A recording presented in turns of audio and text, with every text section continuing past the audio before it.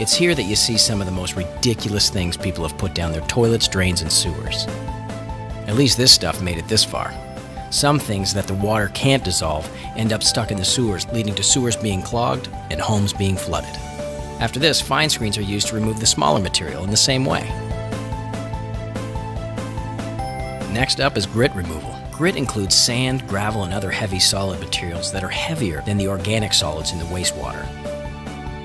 Removal of grit happens by getting the wastewater to flow in a spiral pattern.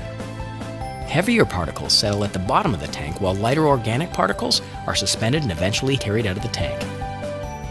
From there, that water is sent into a settling basin. This is where suspended solids settle out and floating scum is removed by skimmers. Scrapers in the tank move continuously along the bottom to deposit the raw sludge into hoppers, which is sent to a nearby plant where it's made into pellets for fertilizer. After the settling basins, the wastewater is sent to the next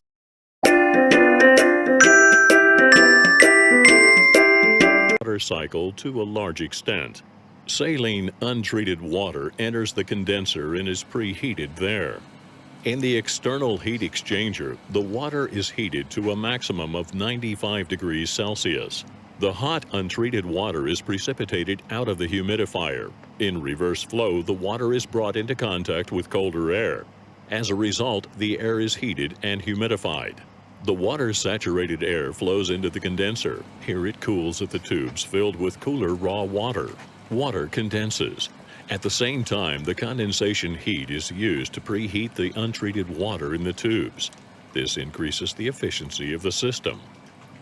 The condensate is collected in a tank and is available as drinking water.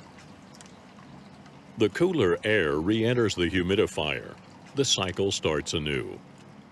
The remaining concentrated saline water in the evaporator, the brine, is collected and discharged into a solar pond, so no residual saline water